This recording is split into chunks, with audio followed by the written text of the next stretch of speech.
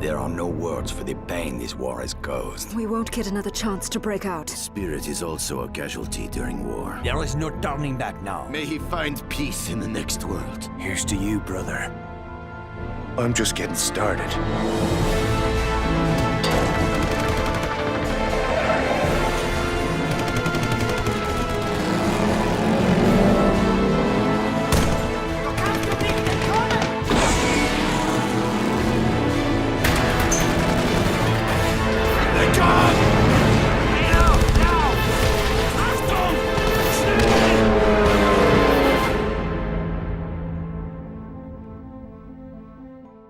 Welcome back to the channel, folks. Video games aren't strangers to World War II. For the longest time, if a game was going to base itself on a real-life war, there was a near guarantee it would be the Second World War. From the beaches of Normandy to the bombed-out cities of Germany, this particular conflict has been endlessly explored, adapted, and reimagined through every lens imaginable. Whether the game aimed to be gritty and realistic or wild and pulpy, it was usually a good time. But if you grew up gaming in the late 90s and 2000s, there's one perspective that probably defined your understanding of World War II and video games more than any other. The first-person shooter. Call of Duty, Medal of Honor, Brother in Arms. These were the games that shaped the mainstream World War II experience. You were a soldier, usually American, landing on D-Day, liberating towns, storming bunkers, and taking out the Axis powers. Don't get me wrong, those games had their moments, and World at War is easily top 5 Call of Duty games for me, but they all kinda started to blend together after a while, which led most series to shift to modern warfare. Now, what if I told you there was a World War II game that broke the mold? A game that said, forget the front lines, forget the army, let's put you in the shadows. No Americans saving the day, no squad-based combat, and no beaches to storm. Instead, you play a gruff Irish race car driver stuck in Nazi-occupied Paris, drinking too much, brawling in alleyways, and blowing up Nazi infrastructure like it's just another Tuesday. That game is the Saboteur, and it might just be one of the most stylish, underrated, and tonally unique games to come out of the entire wave of World War II titles. Released in 2009 by Pandemic Studios, the same folks behind Destroy All Humans and Mercenaries, the Saboteur blends historical fiction with open-world mayhem. It's part action-adventure, part stealth, part GTA clone, and part noir revenge fantasy. And while it may not have gotten the same recognition as its more mainstream counterparts, it left a lasting impression on those who gave it a chance. So today we're going to take a look back at the Saboteur, what made it special, what still holds up, and why it might be one of the most underappreciated World War II games ever made. Let's dive in.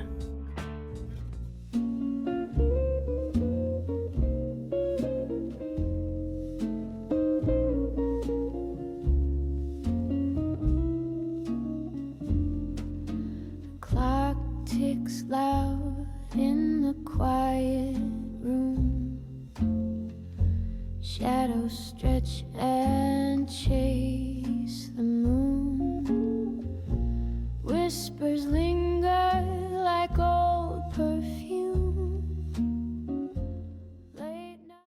Right off the bat, I have to say, the Saboteur's opening really impressed me. I can't show it, even censored, but it takes some brass balls to open your game with a topless woman dancing and singing in a brothel/cabaret. It's pure, shameless fan service, and I love it. Pandemic Studios and EA went even further with it too. By default, she's got pasties on, but if you pre-ordered the game or grabbed the DLC back in the day, she's fully topless. No censorship, no apologies. Man, I miss when studios weren't afraid to lean hard into sex appeal to sell games. Though I guess that's making a small return with stuff like Stellar Blade. The game somewhat justifies the TNA of the opening, as the Cabaret La Belle is where our lead, Sean Devlin, is currently drowning his sorrows, and also where he lives, in a hidden room behind the dancer's dressing room. It's a moody, stylish start to the story, and sets the tone. Nazi-occupied Paris might be dark and dangerous, but this place, it's still alive and breathing. Though whether it's genuine or a distraction to what's actually happening outside, it's harder to say. Before moving on, let's talk about our lead. Sean Devlin isn't your typical World War II protagonist. He's not a soldier, not a spy, and definitely not anyone's idea of a hero. He's an Irishman with a rough past and a massive chip on his shoulder. His background is murky at best. He grew up on a farm, ran from his homeland, and lost his father in a fire. While the game never spells it out, it heavily hints that Sean was mixed up with the IRA before fleeing to the continent. Sean's rough around the edges, he drinks too much, smokes like a chimney, and is never shy of speaking his mind around others. That includes friends and enemies. At first, he wanted nothing to do with the resistance, or fighting for the greater good. Sean's only motivated by anger and getting revenge. But as the game unfolds and he sees what the Nazi occupation is doing to ordinary people, his motivations begin to shift. He starts prioritizing the cause over his selfishness. I wouldn't call Sean a very deep character, but he is likable, and works perfectly for his story. Honestly, the only gripe you might have with him, mostly if you're Irish, is that he's kind of a walking stereotype, and voiced by English voice actor Robin Atkin Downes. You know, the voice of Travis Touchdown. He delivers a solid performance as Sean, but his Irish accent is very exaggerated and fake. I'm American, not Irish, and don't know many native Irishmen either. Normally the fake Irish accent flies over my head. The only reason I can even pick up on it is because of how many times I've played No More Heroes. So every time I hear Sean speak, I'm reminded of this scene when Travis meets Henry for the first time. I don't know who you are or what you want, Sir Henry. Where are your manners? That was my kill, you naughty boy! So yeah, it doesn't take me out of the game, and I doubt it will for most of you, but just something I wanted to bring attention to. Returning to the opening, despite Sean's hatred of the Nazis, he's content just drinking away his sorrows and keeping his head low. He's then approached by Luc Godin, a Frenchman who shares no love for the Nazis or what they're doing to his country. He knows Sean's a kindred spirit. He's been watching him for weeks. He sees an angry man aching to do something, break something. Luke spurs Sean on, tells him to meet him outside if he wants to stop moping around. The moment Sean steps outside, the mood shifts. You're immediately struck by the contrast between the sultry, lively warmth of La Belle and the cold, grim streets of Nazi-occupied Paris. The color has quite literally been drained from France and its people, not so subtly reflecting the hopelessness and oppression they're living under. It's a bold stylistic choice, but don't worry, you're not stuck playing in black and white the entire game. I'll explain why in just a bit. Talking to Luke, he pitches a plan to blow up a nearby German fuel depot. But first, they need explosives. Letting Sean take the wheel, Luke guides him to a Nazi supply cache. He stresses the need to stay under the radar, but the second they arrive, Luke spots a Nazi guard harassing a civilian, and he charges in swinging.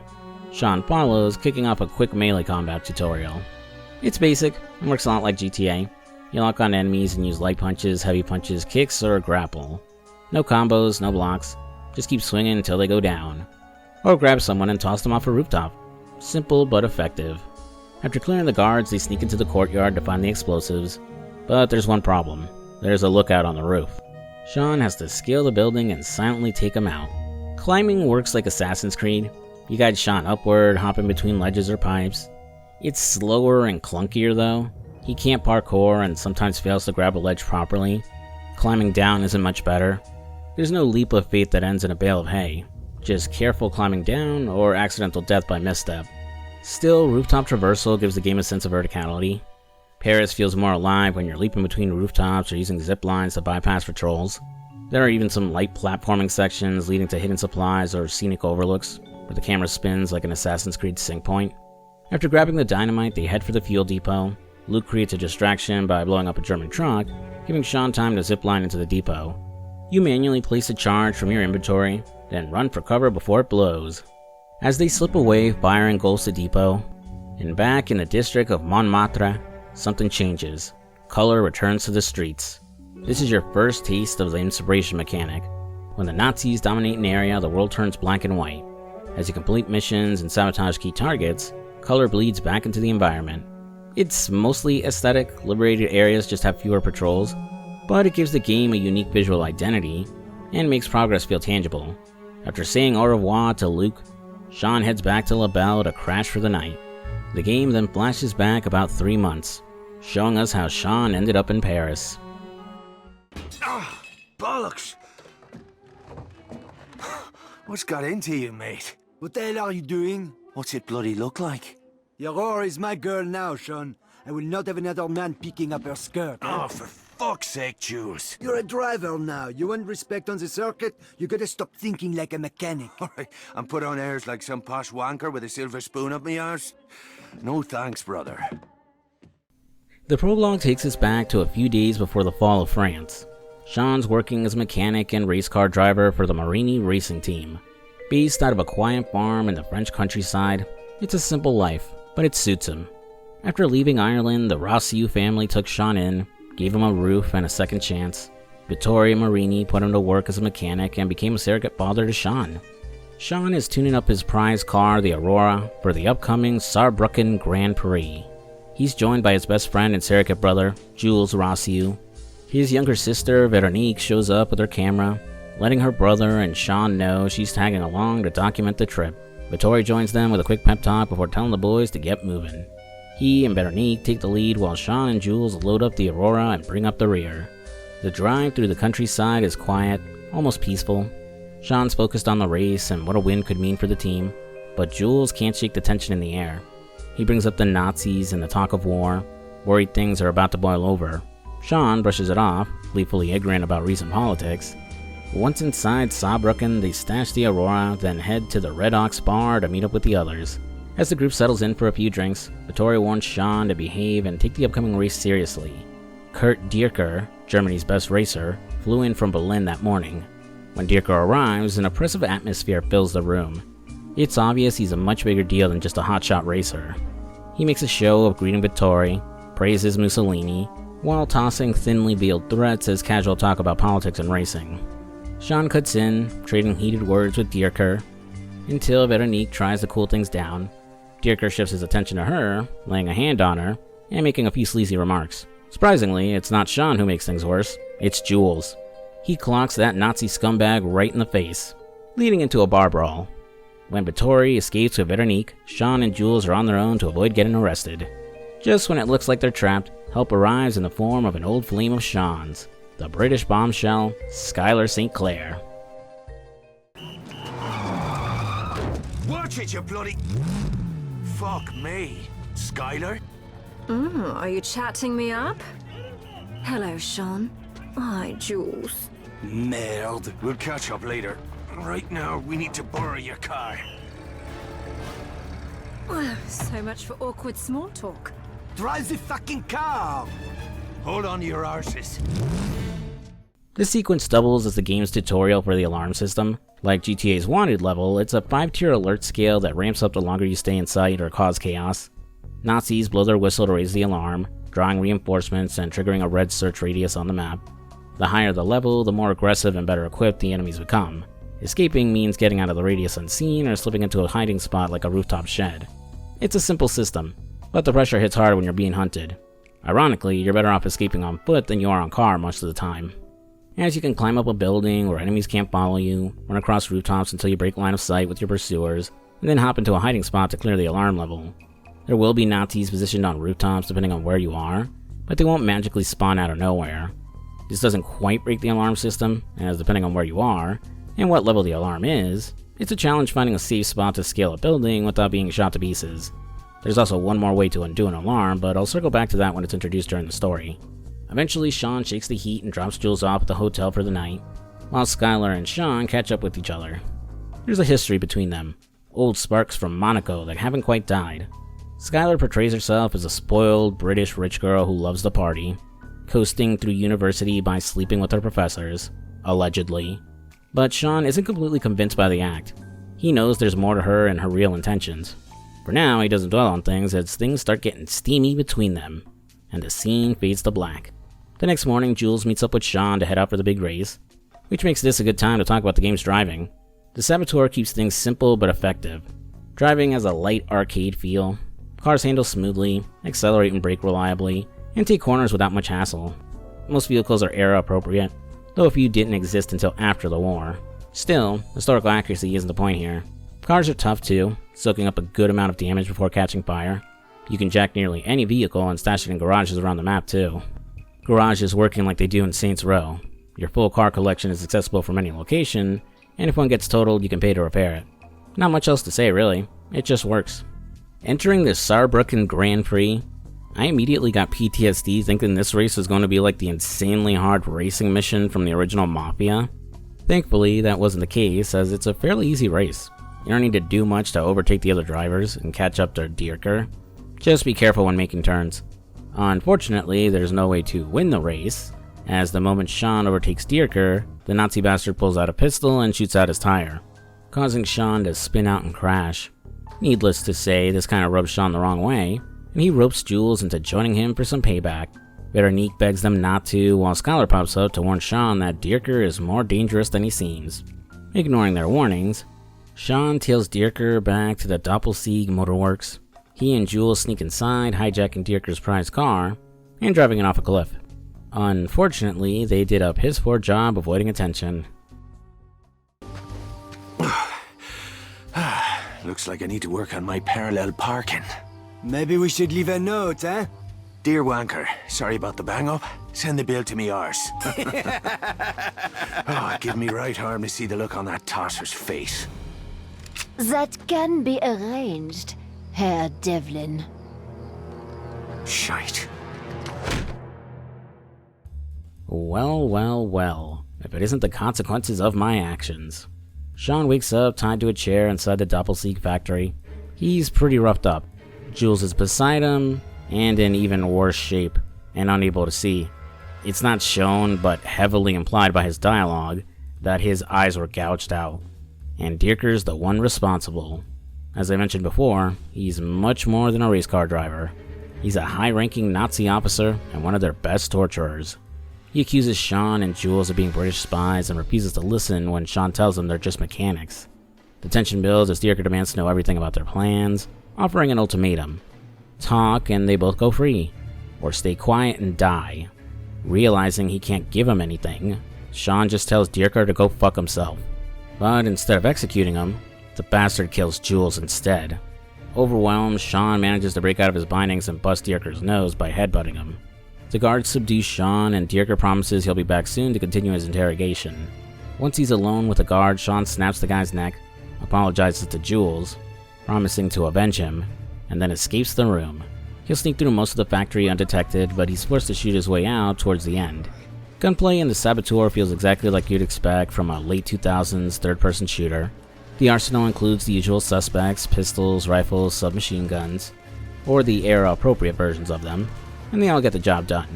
Weapons can be looted from enemies, or bought from black market dealers using contraband, the game's currency. You're limited to carrying 2 guns at a time, and outside of looting on the fly, the only way to swap them is by visiting a dealer. Ammo is common, but not universal across weapons. What you bring into a fight and who you're fighting matters. It's possible to run dry on one gun type mid-battle. You can upgrade ammo capacity at black market vendors to help with this, and worst case, you can always grab a fresh weapon off a downed enemy. Once you've bought a gun, it's unlocked permanently, so you can always pick it up again later for free. Grenades are also in the mix, but good luck with accuracy. It's easy to overshoot or undershoot unless you're at the perfect distance. There's a cover system too, though it's a bit clunky. Sean doesn't always snap the cover cleanly, and he tends to pop out or detach when you're trying to line up a shot. It works, but compared to other games from the same era like GTA 4, it's rough around the edges. Enemy AI doesn't help much. Standard Nazi soldiers are pretty dumb. They'll take cover or flee from grenades, but often just stand in the open waiting to be gunned down. There's not much variety in tactics or enemy types, outside of cosmetic differences, weapon loadouts, and whether they're wearing helmets to block headshots. That is until the late game, or whenever you hit a level 5 alarm, and the terror squad shows up. These gas mask brutes are Nazi elites, possibly super soldiers, and they're armed to the teeth. Shotguns, LMGs, flamethrowers. They can shred through you in seconds. They soak up an absurd amount of damage, even if you're using their own weapons against them too. One on their own feels like a boss fight. Get swarmed by 3 or more and it's chaos. Flamethrower units are the worst of the bunch though. Their gas tanks seem like obvious weak points, but good luck hitting them. The flames obscure your vision and their range is much longer than you'd expect. Worst of all, their fire seems to burn you through cover. Keep your distance and they're manageable, but backed by other elites, they're a nightmare. Still, the combat works. It's not the most refined shooter, but it's serviceable. Despite some jank, firefights are generally fair, and the ramp up and challenge from the terror squad helps keep things from getting too easy once you unlock the better guns. After escaping the motorworks, Sean hijacks a car, ramps through the gate, and escapes back to France. He's not out of the fire though, as the Nazis have begun their invasion. Rushing to the Marini farm to look for Vittore and Veronique, Sean will drive past several skirmishes between French civilians and the invaders. He arrives just in time to save Vittore and Veronique from the Gestapo, and breaks the bad news about Jules' death before the trio escape to Paris. It then cuts to them arriving at La Belle. run by Veronique's parents who offer them shelter and a place to hide. Sean is forced to deliver the news about Jules' death to them, the moment stinging even harder when he lies to Jules' father that his son's death was quick. The prologue ends as the Nazi invasion reaches Paris and the city falls under occupation. John, I believe you owe me a drink. But of course, my friend. So, did you see that explosion? Magnifique. Have you... Back in the present, Sean checks in with Luke, but they're quickly interrupted by Veronique. The Nazis are on high alert after the depot explosion and have started rounding people up. Vittoria was among those captured and is now being held at a slaughterhouse awaiting execution. Sean and Luke head out to rescue him, but there's a catch. The slaughterhouse is marked for a British bombing run. If you don't reach Vittoria in time, the mission fails.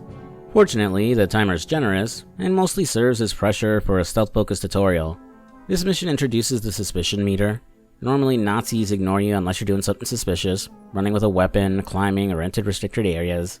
If you act up, the suspicion meter turns yellow and starts to fill. Stop and it cools off. But if it maxes out, the soldier will try to raise the alarm. If he succeeds, a full alert kicks in and the fight's on. It's a smart mechanic that adds tension without punishing small mistakes. You'll need stealth here, as the slaughterhouse is too heavily guarded. Luke suggests Sean go undercover. Disguises are required by silently taking down Nazi officers and looting their uniforms, but only by taking them out with melee. Gunfire or explosives ruin the outfit. Once disguised, you can walk freely into restricted zones, but you're not untouchable. Officers and sharp-eyed enemies will start to see through your cover if you sprint, climb, or plant explosives, or if you get way too close.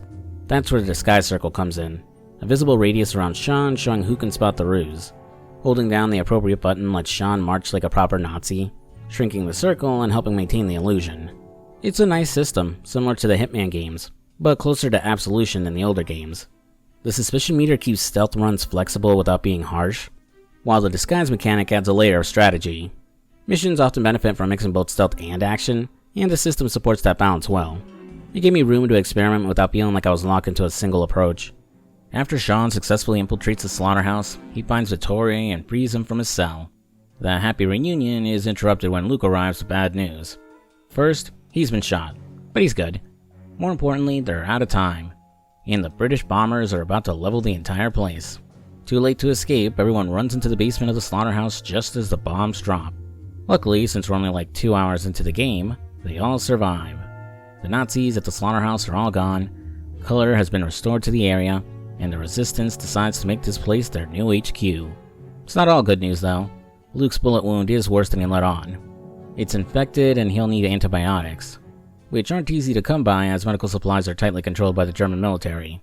The only way to get their hands on antibiotics is through a black market dealer, and conveniently, we just rescued one of them when we freed Vittoria. You're the one called Santos. Who's asking? The one that stopped these crowds from decorating that wall with your brains. Now you're gonna do me a favor. Claro que sí. What can I do for you, my friend? This fine, Spanish fellow is Santos. Like, he's obviously meant to be a Spaniard, since this is 1940s France during World War II. What the hell would a Mexican guy be doing here during this time in history? But his accent sounds more Latin American Spanish than Castilian Spanish. Look, I'm Latino. I've been to Spain. There's a big difference in our dialects. I know what I'm talking about. They say vosotros, we don't. The Ganados in the original Resident Evil 4 are a great example. Despite the game being set in Spain, they all speak Spanish in a Mexican dialect. Something that RE4 Remake actually fixed. Sorry for the tangent, and thank you for attending Senor FuzzySlippers' Spanish class. Come back next week to learn some calculus. But yeah, Santos is a black market dealer. He makes his living supplying both sides of the war. He can get Sean the antibiotics Luke needs, but he wants a favor in return. Santos recently sold a bottle of rare champagne to a German officer. He wants Sean to steal it back so he can sell it again to someone else. Once we come back with the booze, he hands over the antibiotics, and Sean will give them to Veronique to treat Luke. We're not done with Santos yet though. Dropping in on his new setup across the street from LaBelle, it's time for a tutorial on the black market shops and earning money to buy things. Santos and the other dealers don't take actual money like the French franc or the German Reichsmark, probably because either currency could end up worthless depending on how the war plays out. Instead, they work on a barter system. Bring them enough contraband, stuff like alcohol, food, cigars, etc., and trade that for new guns, ammo, maps, and weapon upgrades.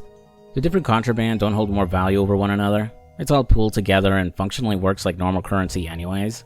Before Sean can get access to the black market, he'll need to pay an initiation fee to Santos. To earn enough contraband to pay him, Santos wants Sean to blow up a Nazi guard tower, assassinate a general, and finally blow up a German armored car. Quite the heavy task, but at least the slimy asshole is gracious enough to give Sean some free dynamite and grenades to complete the job. Return to Santos once the job is done. You'll get access to the black market and segue into the second part of the tutorial, Nazi free play targets. While you'll earn contraband from completing missions and finding supply drops, the best way to shore up funds is destroying Nazi guard towers, searchlights, anti-air guns, zeppelins, propaganda speakers, assassinating Nazi generals, and more. They're easy to find just wandering around, but dealers sell maps that will mark them on the world map for you. And there is a shitload of them. Seriously, look at this. The good news is you aren't required to clear all of them out in a given area. Remember, areas are instantly liberated after completing the right mission, but it's worth taking them out when you can for the contraband, and so there's less to worry about during missions or while you're out on the run during an alarm. The free play targets constitute the bulk of the side content, along with some optional side missions and races. I'm kinda mixed on them, honestly. On the one hand, they're basically streamlined, repeatable side missions that don't need you to constantly accept and turn in a mission. I'm glad they're not mandatory, and there is a certain satisfaction when you get in the right flow and clear out an area of targets. On the other hand, it feels like excessive filler so the map doesn't feel empty. Maybe if there was more variety to the targets, or some targets could only be taken out in tiny side missions, it could avoid feeling repetitive. At the very least, maybe if you could clear out multiple targets in a given area instantly, like through an unlockable perk or something, then it wouldn't feel like such a slog if you're going for 100% completion. Which makes now a good time to talk about the Saboteur's perk system, which gives you 30 unlockable upgrades split across 10 categories. There's no XP system. Instead, you earn perks by completing specific challenges. For example, pull off 10 stealth kills and you unlock Sucker Punch, which lets you perform a one-hit stealth takedown from the front. Escape from 5 level 2 alarms and you earn Fugitive, which grants the Getaway Strike, allowing you to call in a car from anywhere. The system encourages creativity. You're rewarded for experimenting instead of sticking to one strategy, and it gives you a good reason to hunt down every outpost, sniper tower, propaganda speaker, or whatever that are cluttering the map. It's satisfying without feeling too grindy, and you'll unlock a good chunk of the bronze perks just casually playing. Some perks are harder to unlock than others, but you can pay black market dealers to instantly unlock 1 silver and 1 gold perk, though it's pricey. Santos has one more job for Sean and sends him out to steal a rare car from a Nazi general. Completing this mission will unlock car garages across the city. From here, the rest of Act 1 follows Sean helping build up the French resistance. Vittori will send Sean out to take care of the snitch responsible for getting him captured by the Nazis. Returning to Luke, he's recovered from his bullet wound. Oh, and I forgot to mention, but Luke isn't a soldier. Before the war, he was just a famous writer. Pissed at what the Nazis were doing to his country and actively destroying French culture, including burning his books, spurred Luke to form the resistance. His prior fame and way with words spurred others to the cause, Veronique included. Unfortunately, the resistance will need actual soldiers with combat experience if they hope to stand a chance. He's heard word of a group of veteran French legionnaires being held captive in a prison camp. They're tough bastards, their leader Crochet especially. Freeing them would legitimize the cause and give them some strong allies. It wasn't exactly an easy job, though. The prison camp is heavily guarded and in a part of the city heavy with Nazi installations that I hadn't started clearing yet. So, freeing the legionnaires and escaping with them took a lot of effort. Returning to Luke to report a job well done, you'll unlock the backup strike, which lets you summon resistance soldiers to back you up during encounters. Visiting black market dealers lets you buff their health and gives them better firepower too. Completing this mission also unlocks a couple of side missions. The first is for the guy we just saved, Crochet. He wants Luke to hunt down the German officer that cut off his hand. He also has a special request that you have to honor in order to complete the mission. Confront the general face to face before killing him. So no stealth kills or kills from a distance with dynamite. He needs to see Sean coming. The other side quest comes from Father Dennis, a defrocked priest we rescued from the slaughterhouse. He was expelled from the church for speaking out against Nazi atrocities. Refusing to stay silent, he turns to Sean for help. His first mission has Sean assassinate an informant during a funeral, requiring a climb up a church tower for a dramatic sniper kill. Later, the priest joins in on the action. First, we act as a wheelman when he drops off a bomb at a German office. Then he asks Sean to assassinate a German officer at his wedding to an unwilling French girl. Father Dennis is officiating the wedding, and helps Sean clear out the Nazi guests along with the backup that shows up. I'm not going to discuss every side mission that pops up, but they add some decent mission variety and add some freedom to what's otherwise a very linear story. The quest givers are interesting and their missions feel distinct, avoiding repetition and filler. And just like the story missions, completing those quest lines will return color to areas of the map. The next mission has Sean acting as chauffeur for Veronique. She needs to make a delivery for Luke to a German office. It's a bomb. She's dropping off a bomb. As they escape the pursuing Nazis, Sean is pissed and later calls out Luke for getting her involved when it's not her fight.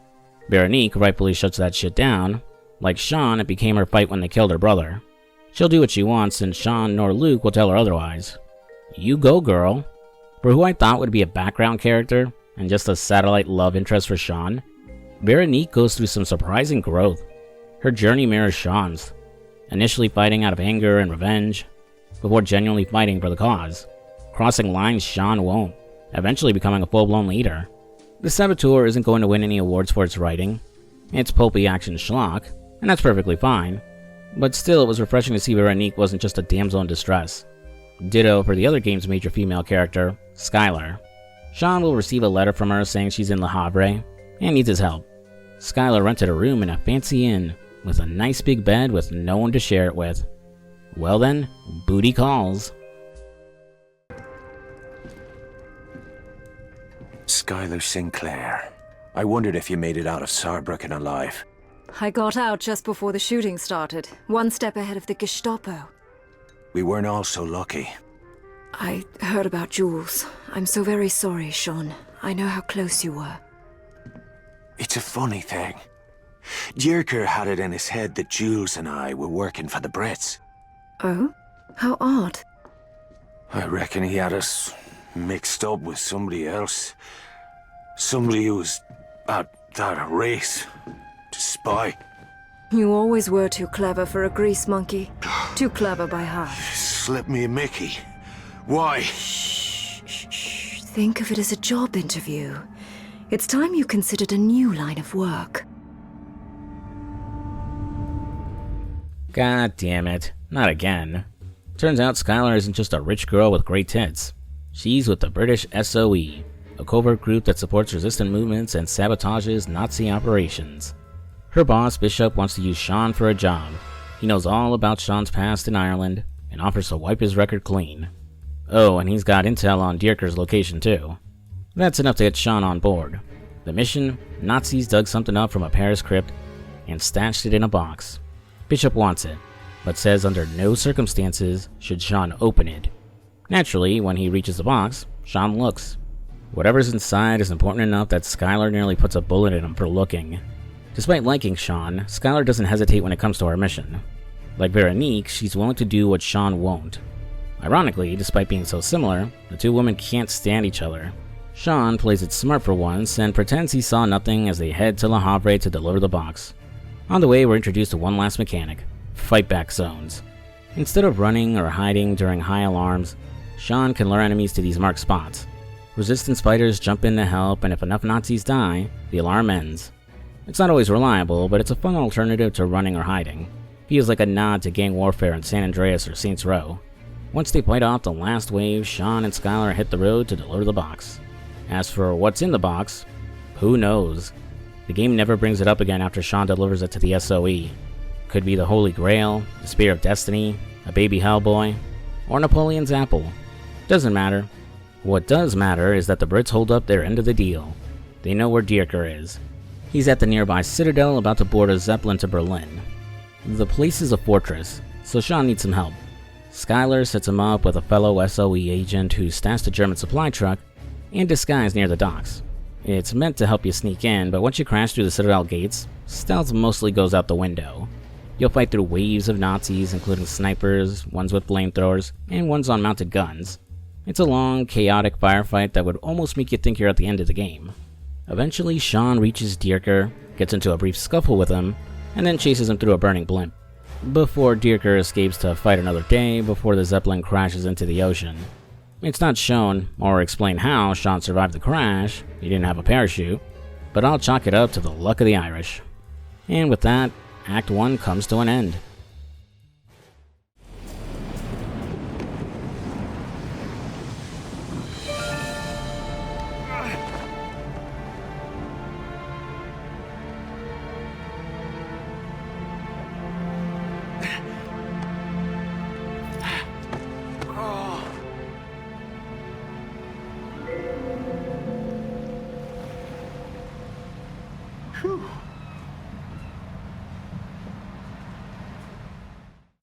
So I mulled this over a lot while writing this script, and honestly it's the reason it took me so long to get this video done, but I'm going to be more concise with the rest of the game.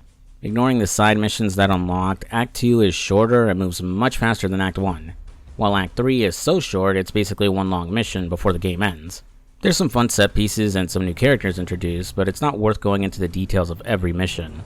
I'll get more into it in my closing thoughts, but you can tell Pandemic Studios had to rush through certain story beats and cut other things to get this game done. Act 2 kicks off with Sean returning to the Resistance after failing to take out Dierker. Luke needs Sean to meet up with Margot, another big shot Resistance leader hiding out in a restricted part of Paris. After getting new travel papers from Santos, Sean finally tracks down Margot, who immediately demands he rescue one of her top operatives, Bryman, before she trusts him with anything else. Sean pulls off the rescue, proving he's legit. With Margot happy, Skylar ropes Sean into another mission for the SOE. Hey, remember how Dierker thought Jules and Sean were British spies? Well, there was a little more to it. Even if it was true and Sean gave up some useful info, Dierker was always going to kill him and Jules. He couldn't risk it if either of them saw what the Nazis were really doing inside the motorworks. Experimenting with atomic fission. They're dangerously close to developing a nuclear bomb. Luckily, the guy leading their research, Dr. Klaus Kessler, wants to defect from Germany, and the British have agreed to help him in exchange for him building them the bomb. They'll need to fake his death though to avoid the Nazis learning he defected. Sean and Skylar will blow up a bridge, then Sean will hop onto the doctor's train to secure him before the train goes over the bridge. While we got the job done, Kessler refuses to leave France without his daughter Maria, who is still in Nazi custody, though it'll be a while till she's tracked down. After getting another set of forged papers from Santos, Sean drives Luke into another restricted part of the city for a big Resistance powwow with Margot and another Resistance leader, Duval. They're finally getting organized, but before they can make any headway, the meeting is ambushed. Everyone manages to escape, but Luke makes it clear only a handful of people knew about the meeting. The Resistance may have a traitor. No time to dwell on that though. Luke's got a plan to embarrass the Nazis and take out their high command in one fell swoop. They're holding another Grand Prix. The winner gets awarded an Iron Cross by some Nazi bigwig. Luke wants Sean to race, win, and then during the ceremony, the French Resistance will ambush all the high-ranking commanders in attendance. Sean's not keen on the idea at first, but he's in once he hears Dierker's going to be racing too. First he needs a car, and conveniently, Vittori tracked down the Aurora. It's in the possession of some German car collector. After stealing back the car, Bryman manages to track down Maria Kessler's location. She's in Gestapo headquarters. This is a pretty solid mission. Just getting inside the HQ is tough if you're not using stealth. But once inside, you can get overwhelmed fast while trying to track down Maria. It goes on for a while, and assuming you haven't gotten a level 5 alarm by this time, this will be the first time you run into the Terror Squad. And you're basically fighting nothing but these guys during the second half of the mission. After securing Maria, Sean returns to HQ and reunites her with her father. But unfortunately, the Nazis immediately attack. Luke blames Sean for leading them back, which admittedly is entirely possible, but how did the Nazis not find them earlier?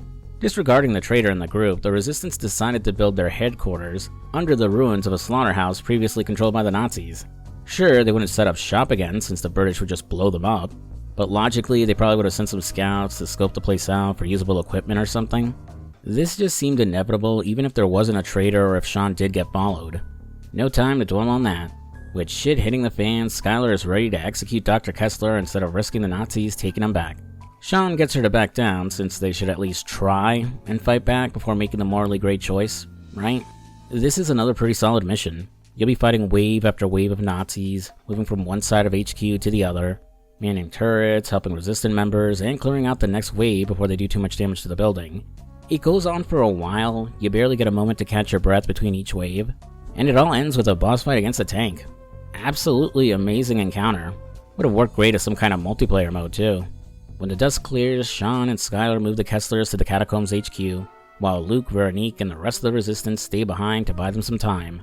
After everyone regroups in the Catacombs, Sean finds Luke being all mopey. I don't know what else to call this expression, honestly. During the chaos, Veronique was captured, and despite that being his best gal, Luke rather have a cry about it than actually do something. Oh right, so it's barely touched on outside of dialogue, but Luke and Veronique became an item at some point. It's a sore point for Sean since he has a thing for her, despite fooling around with Skylar. Come on bro, you can't get greedy. Skylar ain't your girlfriend, but you can't expect Veronique to give you a chance if you're still having a fling with someone else. To Luke's credit, while I called him mopey, I think he's just conflicted. I'm sure he'd love to take a crew of men and go save Veronique, but he's the leader of the Resistance. He needs to prioritize the mission at hand. They just lost a shitload of men protecting 2 people, and it's a bit much to ask the remaining men to go save his girlfriend, especially when he needs every soldier he has to ambush the ceremony at the Grand Prix. Unfortunately, we don't really see how the burden of leadership is affecting him, so he just comes off like a spineless asshole. So it's up to Sean to save Veronique. With the help of Bryman and some wiretapping equipment, he tracks down her location. Oh, and Bryman confirms there's a traitor in the Resistance. Whoever it is tipped off the Nazis about the Kessler's location. Sean heads to the Palace of Justice to save Veronique from execution, and brings her back to HQ. Luke is sorta happy to see her. He doesn't think Sean and Veronique isn't all that bothered about her boyfriend's lukewarm reaction to seeing her. Well, it's not my place to judge other people's relationships. Sean warns Luke about the traitor and that it's likely the Nazis already know about their plan at the Grand Prix. Luke is adamant about going through with it though, and replaces Sean with Vittori in the Grand Prix, when he doesn't want to be part of the race. Which is kind of a moot point because Sean immediately takes Vittori's place anyway by knocking out the old man. The race is nothing special, and this time you get Nos to make it easier to win. While the Grand Prix is going on, shit hits the fan. Bryman calls in on the Aurora's radio to warn Sean. The Nazis hit the Resistance again, hitting both LaBelle and the Catacombs HQ. Sean, in an absolutely savage move, does complete the original mission by crashing the Aurora into the stand of Nazi officials, killing them all when the car explodes. Rushing back to LaBelle, Sean is too late. Place is up in flames and all he finds are bodies.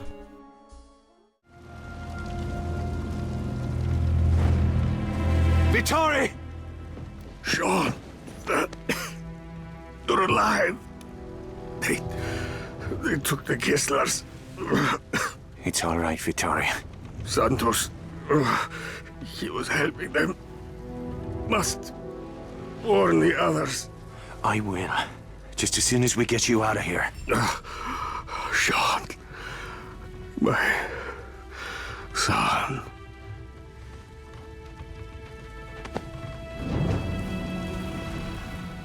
Wait, Santos? He was the traitor? I'll admit that surprised me, mostly because he's treated more like a side merchant than a real character. He doesn't even sell you weapons directly, his buddy does. He only pops up when the store needs you to buy travel papers, and he's never involved in a larger plot. The game seemed to be setting up Luke as the traitor.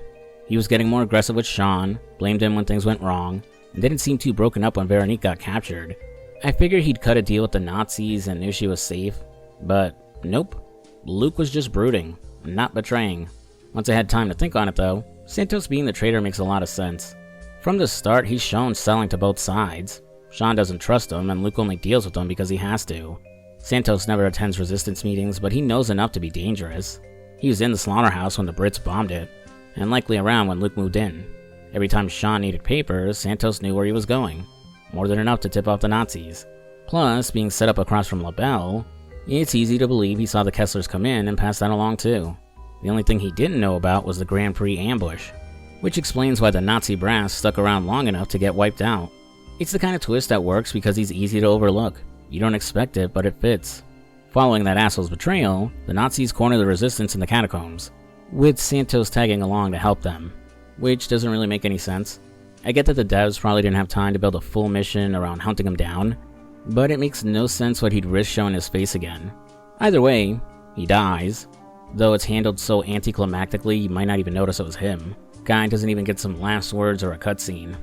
Sean's efforts manage to save what's left of the resistance, except for Luke, who gets trapped under collapsed rubble.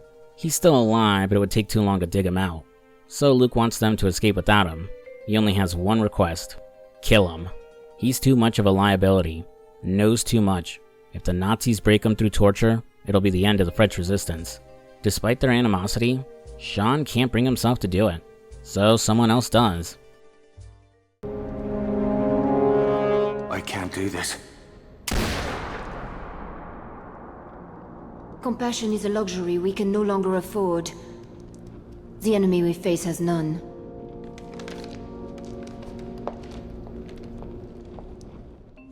Damn, that's cold.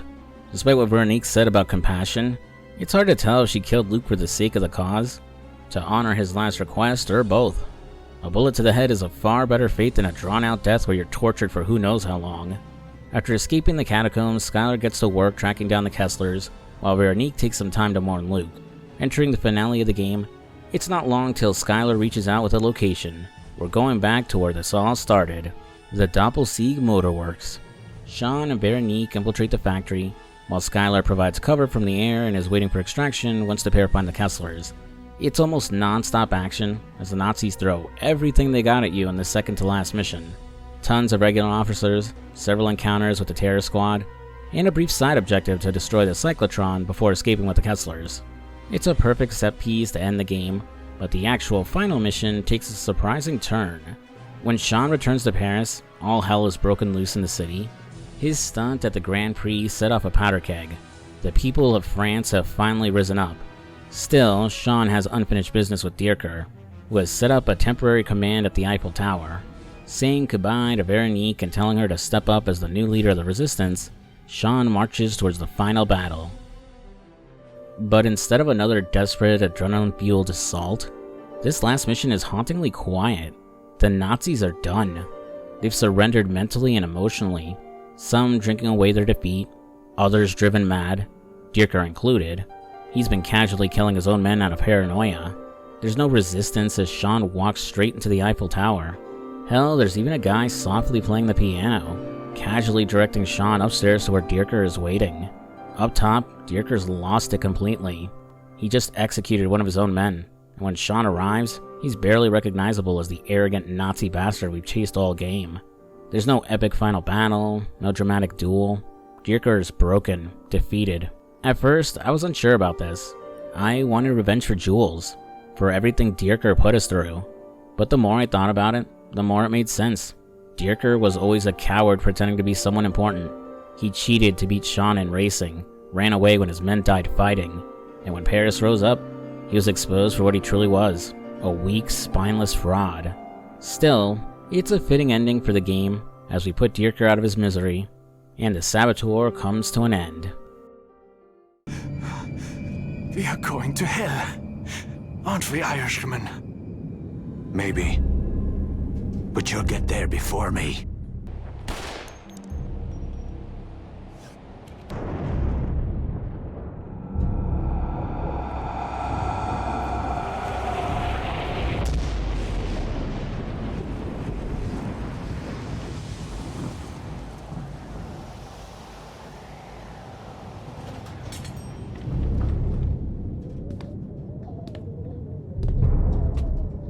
Is it over?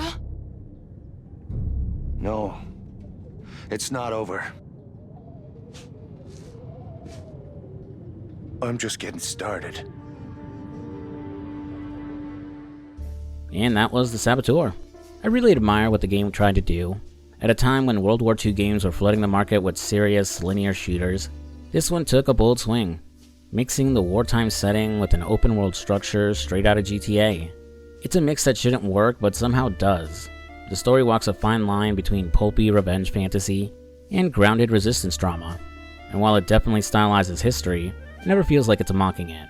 Instead, it gives us something fresh, a grimy, noir-tinged sandbox full of sabotage, racing, and stylish takedowns. Gameplay-wise, it's just solid fun. Driving feels good, the shooting is punchy, and the perk system pushes you to experiment and get creative with your own destruction. There's real joy in climbing buildings, sneaking into Nazi strongholds, and blowing everything to hell. It's not overly deep, but it doesn't need to be. It knows exactly what kind of game it is and commits. The characters may be a bit one-note, but they're likable and memorable, in a Saturday matinee kind of way. Sean's a perfect fit for this world. Rough, reckless, and just charming enough to get away with it. But the cracks are there. Strip away the hundreds of Nazi free play targets scattered around the map, and the game starts to feel surprisingly light on side content. The open world has scale, but not always substance. The second half of the story flies by. New characters pop in only to vanish just as fast. Some, like Franziska or General Eckhart, seem set up for bigger roles but disappear with no payoff. And while the story missions themselves are fantastic, you can't help but feel like there was more planned. More arcs, more connective tissue that didn't make the final cut. And unfortunately, there's a reason for that. After the commercial failure of Mercenaries 2, EA gutted Pandemic Studios, laying off most of the staff before the Saboteur was even finished. The game was completed by a skeleton crew, and released in December of 2009 as the studio's swan song. Some levels and ideas were scrapped entirely, and what we got was a smaller version of what might have been a truly massive open-world World War II experience. Still, I really enjoyed my time with the Saboteur. It's stylish, unique, and criminally underrated. In a better world, it would have found a huge audience, and maybe even kicked off a franchise. But instead, it was left to fade under the weight of mismanagement and missed opportunity. It deserved better, and so did Pandemic Studios. And that's the video. Thanks for watching, folks. And special thanks to my channel members and patrons, including Alfred Correa, Augie Doggy, Bailey Morrison, Brad Taylor, Eric Lee, Gonkdroid the Critic, Skillfuse, SR Powa, Thunder Muffin, and Reckless Nerd. If you would like to support the channel, you could do so for as low as $3 a month, which will give you early access, ad-free videos, and occasionally uncut videos when I'm forced to censor things for YouTube. Higher tiers will land your name in the credits, or a verbal shoutout. I'm going to keep the outro short this time since I'm so behind on this video. So if you enjoyed, leave a like, comment down below, and subscribe if you're new. I'm FuzzySlippers, and I'll see you later. Peace.